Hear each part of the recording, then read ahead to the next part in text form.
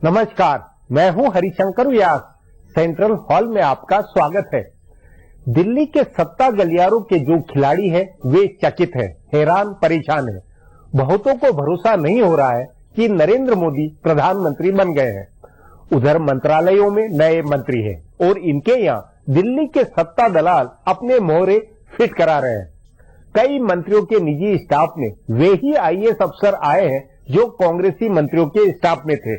हाँ, दिल्ली का अपना 35 साल का ये अनुभव है कि मंत्री बदलेंगे मगर कारिंदे वही रहेंगे। प्रधानमंत्री नरेंद्र मोदी को विश्वास है कि अफसरों से काम लेना आना चाहिए। जाहिर है, प्रधानमंत्री नरेंद्र मोदी का व्यवस्था बदलने, उसके कायाकल्प की जिद नहीं है। इसी सोच के अधिकांश मंत्री है। इसलिए दिल्ली की सत्ता के साधक और दलाल इस भरोसे में है कि बदली आबोहवा कुछ ही दिनों की है। 6-8 महीनों में पुराना ढर्रा लौट आएगा। 45 मंत्रियों में 1.5 दर्जन वाजपेयी की सरकार में भी मंत्री थे, फिर एकदम नए मंत्री है। इन्हें कांग्रेसी वक्त के पुराने अफसर चलाएंगे। सचिव या तो ज्यादा छूट पाएंगे या मंत्रियों का नौसखियापन गुल खिलाएगा।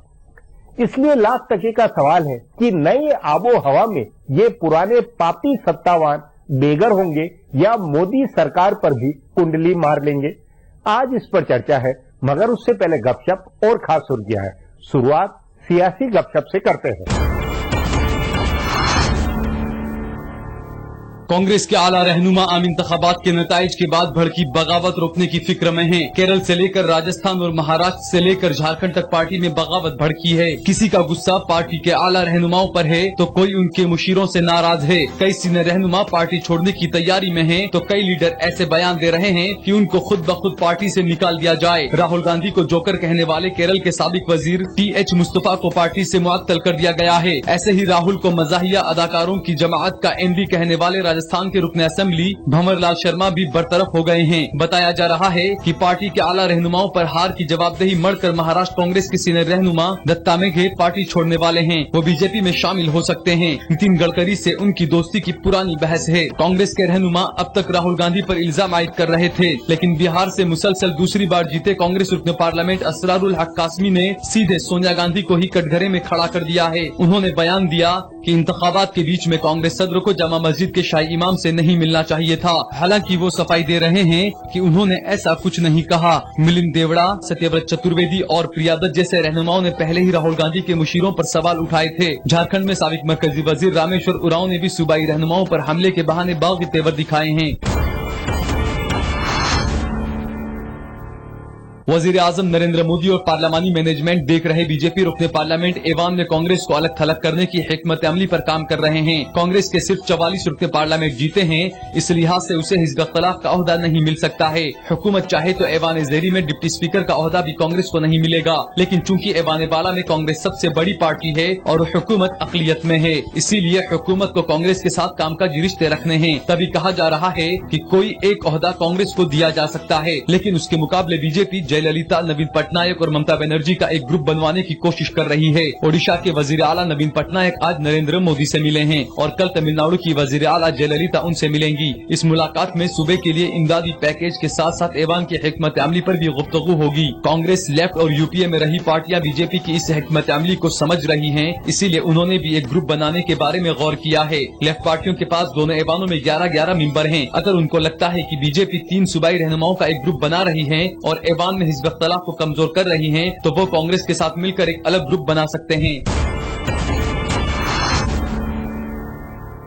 महाराष्ट्र की सियासत में इस बार अनहोनी हो सकती है। शिवसेना के आंजहानी सरबराह बाल ठाकरे ने अपने खानदान के लिए एक गैर तहरीरी उसूल बनाया था। उन्होंने तय किया था कि उनके खानदान का कोई भी रुकन इंतखाब नहीं लड़ेगा। वो खुद कभी नहीं लड़े। उनकी विरासत संभालने वाले उद्धव ठाकरे भी नहीं लड़े हैं और उनसे अलग होकर पार्टी बनाने वाले राज ठाकरे ने भी इंतखाबात में अपनी किस्मत नहीं आजमाई है। बाल ठाकरे ने रिमोट कंट्रोल से शिवसेना बीजेपी की सूबाई हुकूमत चलाई थी। ये बात कहने में भी उनको कोई हिचक नहीं थी कि वो रिमोट से हुकूमत चलाते हैं, लेकिन इस बार बिहार असेंबली इंतखाबात में ठाकरे फैमिली की ये रिवायत टूट सकती है। महाराष्ट्र नवनिर्माण सेना के सदर राज ठाकरे इंतखाब लड़ने की तैयारी कर रहे हैं। आम इंतखाबात में सफाई के बाद उनके पास इसके अलावा कोई रास्ता नहीं है कि वो खुद इंतखाबी मैदान में उतरे और पार्टी उनको वजारत आला के दावेदार के तौर पर पेश करे। इसी दांव से वो मराठी मानुष का वोट हासिल कर सकते हैं। अगर राज ठाकरे ऐसा करते हैं तो उद्धव ठाकरे की भी मजबूरी हो जाएगी कि वो उनकी काट के लिए मैदान में उतरें। तभी शिवसेना में भी ये ऐलान होने लगा है कि उद्धव इंतखाब लड़ेंगे और वजारत आला के दावेदार होंगे। अब आज की सुर्खियां हैं, ये लीक से कुछ हटकर हैं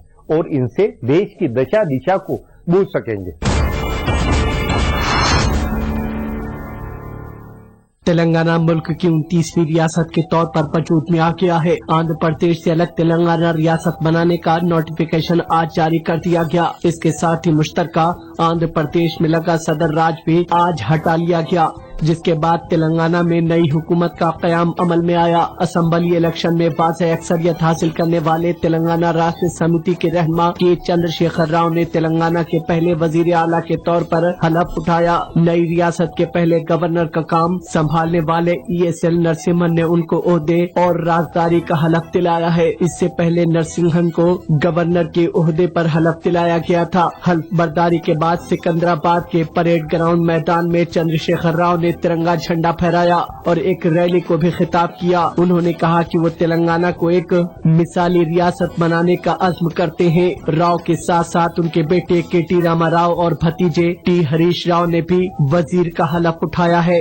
तेलंगाना के पहले वजीर आला के तौर पर के चंद्रशेखर राव के हल्फबर्दारी तकरीब के बाद वजीर आजम नरेंद्र मोदी ने ट्वीट करके उनको मुबारकबाद दी। मोदी ने माइक्रो ब्लॉगिंग साइट ट्विटर पर लिखा कि हिंदुस्तान को एक नई रियासत मिल गई है। हम 29वीं रियासत के तौर पर तेलंगाना का इस्तकबाल करते हैं। उन्होंने रियासत के पहले वजीर आला बनने के लिए के चंद्रशेखर राव को भी मुबारकबाद दी और तेलंगाना के लोगों को भी मुबारकबाद दी। मोदी ने कहा कि मरकजी हुकूमत रियासत के लोगों और हुकूमत को भरोसा देती है कि वो रियासत की तरक्की को नई ऊंचाइयों तक ले जाने के लिए हर मुमकिन ताउन करेगी।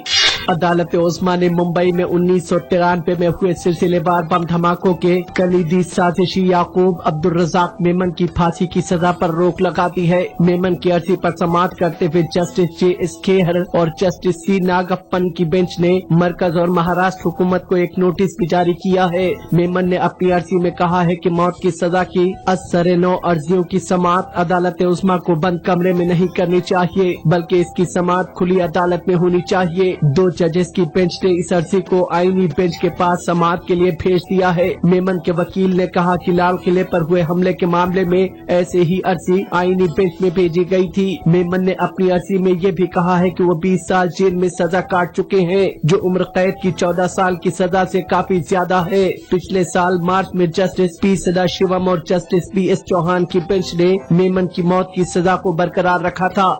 ओडिशा के वजीर आला नवीन पटनायक ने आज वजीर आजम नरेंद्र मोदी से मुलाकात की। उन्होंने रियासत के दूसरे प्रोजेक्टों के साथ साथ खुसूसी रियासत के दर्जे का मुतालबा भी दोहराया और वजीर आजम के सामने उसे पेश किया।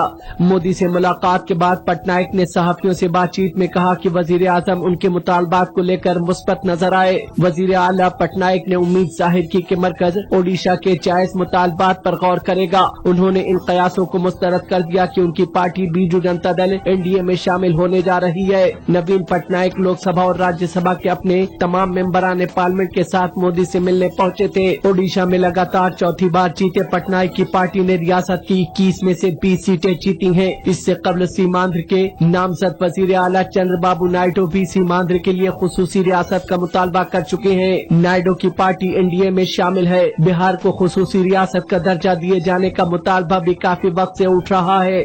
महाराष्ट्र में असेंबली इलेक्शन अभी कई महीने बाद होने वाले हैं, लेकिन उससे पहले ही लोकसभा इलेक्शन में मिली जीत से पुरुम्मीद बीजेपी और शिवसेना के बीच वजीर आला के ओहदे को लेकर खींचतान शुरू हो गई है। पिछली बार 1995 में जब बीजेपी शिवसेना की हुकूमत बनी थी, तब वजीर आला का ओहदा शिवसेना के खाते में चला गया था, लेकिन इस बार बीजेपी ने अपनी दावेदारी शुरू कर दी है। रियासती सदर देवेंद्र फडणवीस ने गोपीनाथ मुंडे को वजीर आला का दावेदार बताते हुए कहा है कि महाराष्ट्र ने 3 महीने के लिए मुंडे को कर्ज के तौर पर दिल्ली भेजा है। 3 महीने बाद वो सूद के साथ वापस आ जाएंगे। इस पर शिवसेना के अखबार सामना के एडिटोरियल में लिखा गया है कि बीजेपी ने मुंडे के नाम पर उधार सूद का खेल शुरू कर दिया है। शिवसेना ने अपनी जानिब से पार्टी सरबराह उद्धव ठाकरे के नाम का ऐलान कर दिया है। पार्टी चाहती है कि वो वजीर आला के दावेदार के तौर पर इलेक्शन लड़े। आज पार्टी कारकुनान के एक इजलास में उद्धव ठाकरे ने कहा कि वो बाला साहब ठाकरे का ख्वाब पूरा करने के लिए महाराष्ट्र सेक्रेटेरिएट पर भगवा झंडा फहराएंगे।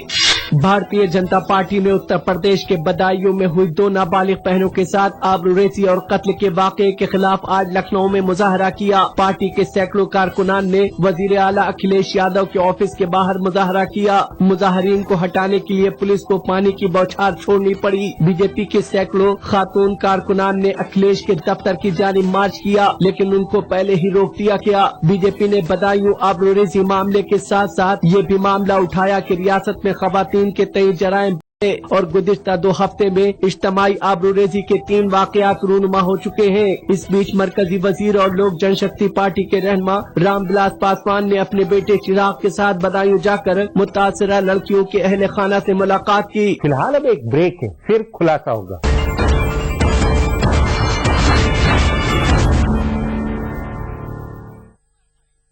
सरकार बदल गई है, नए मंत्री काम संभाल चुके हैं, मगर सत्ता के पुराने दलाल जस के तस एक्टिव है। कांग्रेस मंत्रियों का स्टाफ भाजपाई मंत्रियों के यहाँ बैठ रहा है। बदली आबोहवा धीरे धीरे इन चर्चाओं में बदल रही है कि सब कुछ सामान्य हो रहा है। इस पर आगे चर्चा करें उससे पहले देखें मेरा एक खुलासा। वजारत उज़्मा के दावेदार के तौर पर इंतखाबी तशहीर के दौरान नरेंद्र मोदी हमेशा कहा करते थे कि उनकी हुकूमत कांग्रेसी नहीं होगी। इस पर पूरी तरह से यकीन भी किया जाता था क्योंकि वो बीजेपी और आरएसएस के थे। और सबसे बड़ी बात यह है कि वो दिल्ली के हुकूमती निजाम से दूर रहे हैं। वो दिल्ली के इक़्तिदार का कभी हिस्सा भी नहीं रहे हैं। वो पहली बार अपने पार्लियामेंट बनकर आए हैं और वजीर आजम बने हैं। दिल्ली में जब अटल बिहारी वाजपेयी की सरकार बनी थी तब भी थोड़े दिन यहाँ रहकर वो गुजरात चले गए थे। इसीलिए माना जा रहा था कि वो आएंगे तो दिल्ली का हुकूमती निजाम पूरी तरह से बदल जाएगा। हुकूमती सतह पर उन्होंने इसकी कोशिश की है। मोदी ने दर्जनों नए वजीर बनाए हैं। पुरानी रिवायत से उलट हटकर उन्होंने पहली बार रुकने पार्लियामेंट बनने वालों को भी सीधे काबीना में वजीर बनाया। जो कभी रुकने पार्लियामेंट नहीं रहे उन्हें भी ममलिकती वजीर बनाकर अहम वजारत का आजादाना चार्ज दे दिया है। हालांकि काफी वजीर ऐसे भी हैं जो अटल बिहारी वाजपेयी की हुकूमत में वजीर रह चुके हैं, पर बुनियादी तौर पर इक़्तिदार की कमान नरेंद्र मोदी ने अपने हाथ में ही रखी है। क्योंकि इस बार बीजेपी को अकेले अक्सरियत मिली हुई है, इसीलिए हिमायती पार्टियों के दबाव का भी कोई खतरा नहीं दिख रहा है। ऐसे में सही ढंग से बीजेपी का एजेंडा नाफिज होना चाहिए, लेकिन एजेंडे का निफाज मुल्क की नौकरशाही पर मुनहसिर है। अफसरान की काम करने की सलाहियत, वफादारी और ईमानदारी पर इन्हिसार करता है। मोदी ने अपने 10 नुकाती एजेंडे में अफसरान को मजबूत बनाने और आजादी देने की बात कही है। उन्होंने ये भी कहा है कि वो वजारतों के सेक्रेटरी से सीधे बात करेंगे। पर सवाल है कि क्या दिल्ली की नौकरशाही और पुराना हुकूमती निजाम नए हुक्मरानों को नया एजेंडा नाफिज करने देगा? हर वजीर को अपने प्राइवेट स्टाफ में तजर्बेकार आदमी चाहिए जिसको वजारतों के कामकाज का तजर्बा हो और पार्लियामानी कामकाज का भी तजर्बा हो। बतौर सेक्रेटरी भी ऐसे अफसरान की डिमांड है। तभी गुज़िश्ता हुकूमत में मलाई काटने वाले तमाम पुराने अफसर कहीं न कहीं एडजस्ट हो रहे हैं। कांग्रेसी हुकूमत के वज़रा के साथ रहे अफसरान इस हुकूमत में भी वज़रा के प्राइवेट स्टाफ के तौर पर बहाल हो रहे हैं। सेक्रेटरियों के तौर पर भी उनकी पोस्टिंग हो रही है। हालांकि कुछ वज़रा सूबों से अफसरान ला रहे हैं, लेकिन ज्यादा PS, OSD और APS पुराने अफसरान लग रहे हैं जिनको वजारत और वज़रा को चलाने का तजर्बा है। तभी दिल्ली के इक़्तिदार के हलकों में बहस है कि 4-6 महीने में बीजेपी की हुकूमत भी पुराने ढर्रे पर लौट आएगी। इसमें सिर्फ एक रुकावट नरेंद्र मोदी हैं। उनको गुजरात में 13 साल इक़्तिदार में रहने का तजर्बा है। वो जानते हैं कि नौकरशाही से कैसे काम लेना है। यानी अगर वो ये सोच रहे हैं कि अफसरान को बदलने की जरूरत नहीं है और इसी नौकरशाही से काम लिया जा सकता है, तो इसका मतलब ये भी हो सकता है कि उनके दिमाग में अपना ब्लूप्रिंट हो। कहा जा रहा है कि वो मुशीरों के जरिए सारी वजारतों का काम खुद देखेंगे। अगर ऐसा होता है तो जोड़ तोड़ में लगे खिलाड़ियों और अफसरान दोनों को मायूसी ही हाथ लगेगी। अब एक ब्रेक है, उसके बाद दिल्ली में नई आबो हवा के टिकाऊपन पर चर्चा करेंगे।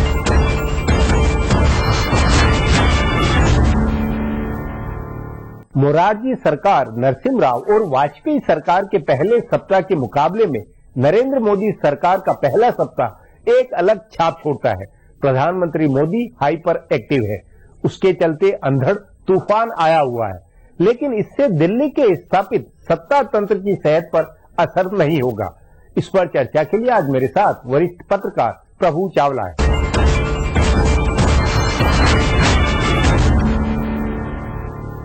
प्रभु जी, आपने मोरारजी सरकार, वीपी सिंह सरकार से लेकर राजीव गांधी सरकार, नरसिम्हा राव सरकार, तमाम सरकारें देखी है और उन सरकारों का शुरुआत का जो सप्ताह का जो माहौल है, आबो हवा है, वो भी सब फील किया, महसूस किया।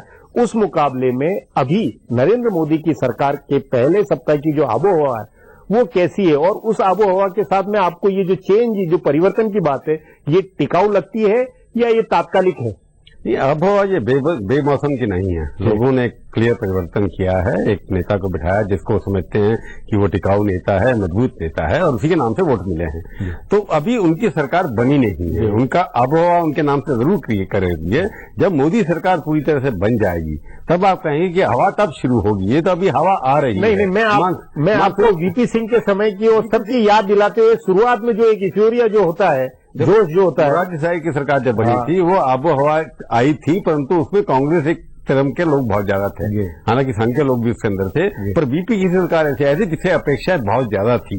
जैसे राजीव गांधी की 1984 बहुत अपेक्षाएं, बहुमत था। लोग लगता है कि इतनी अपेक्षा एक दिन के अंदर राजीव गांधी शायद देश का नक्शा बदल देंगे। ऐसी आबोहवा यहाँ भी है कि अगर मोदी आए हैं, पहली बार किसी एक पार्टी को हमने बहुमत दिया है, तो देश के अंदर परिवर्तन बस शुरू होने वाला है। बटन दबाएंगे मोदी जी कंप्यूटर का, जैसे वो करते हैं, तो ये देश की हवा जो है, जो यूपीए ने खराब कर रखी थी, उसके एकदम स्वच्छ हो जाएगी, सारी ऑक्सीजन अच्छी मिलनी हो जाएगी। ऐसी अभाव है, परंतु अभी उसको सरकार पूरी तरह बनी नहीं है, इसलिए आबोहवा को चलने में थोड़ा टाइम लगेगा। ये नहीं है कि अभी खत्म हो जाएगी, इसको लॉन्ग टर्म, इसके हनीमून पीरियड जो है सरकार का ज्यादा लंबा रहेगा। मतलब ये पते की बात है कि बाकी तमाम सरकारों के मुकाबले में इस सरकार का हनीमून पीरियड ज्यादा लंबा होगा। मोदी उसी हिसाब से काम कर रहे हैं। कैबिनेट का जैसे उन्होंने छोटे से कैबिनेट की है, कई विभागों को कई मंत्रियों को दे दिया है, वो मंत्री शायद खुश हो रहे हैं कि मेरे को इतने सारे विभाग बन गए, परंतु विभागों को जब परिवर्तन आएगा तब काम शुरू होगा उनका काम करने का तरीका, क्योंकि मोदी सर खुद जो काम करते हैं वो अपेक्षा करते हैं कि उनके मंत्री भी वैसा ही काम करें। तो आबो हवा जो है,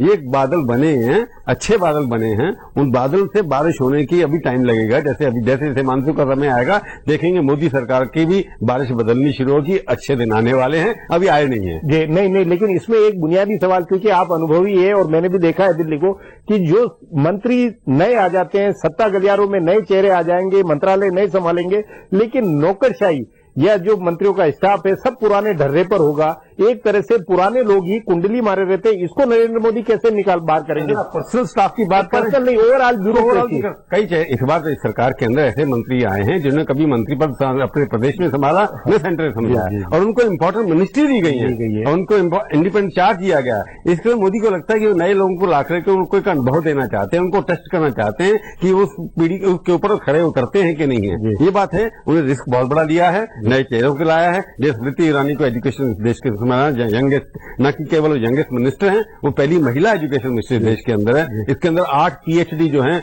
बाहर से पढ़े हुए एजुकेशन मिनिस्टर रह चुके हैं। इसी तरह उन्हें प्रधान के ऊपर टेस्ट किया। पेट्रोलियम मिनिस्टर इतने बड़े बना देना बहुत बड़ा डिपार्टमेंट है, तो इसलिए लगता है कि नए चेहरों की सबकी तो मुट्ठी अभी बंद है। हो सकता है इसमें कई लाख वाले निकले, चमत्कारिक निकले, लेकिन जो पुराने चेहरे, मतलब मान लीजिए पुराने वेंकैया नायडू हो, अनंत कुमार हो, उमा भारती हो, ये सब तो पुराने चेहरे हैं। उनके पास डिपार्टमेंट अलग हैं, जो असली डिपार्टमेंट डिपेंड करते हैं। मैं कहूंगा कि अगर मनमोहन सिंह का रिमोट कंट्रोल सोनिया गांधी के पास था, इन नए चेहरों का रिमोट कंट्रोल मोदी के पास साथ RCR में रखा हुआ है। कि उन्होंने जब कैबिनेट ने नोट इश्यू किया, उसके अंदर क्लियर लिखा है सब पॉलिसी मैटर प्राइम मिनिस्टर के अंडर रहेंगे, बाकी उनके पास ऑटोनॉमी है। जब पॉलिसी मैटर कोई आएगा तो कोई भी मंत्री पॉलिसी डिसीजन नहीं कर सकता, क्योंकि मोदी जानते हैं कि इन लोगों को धीरे धीरे अनुभव देना है।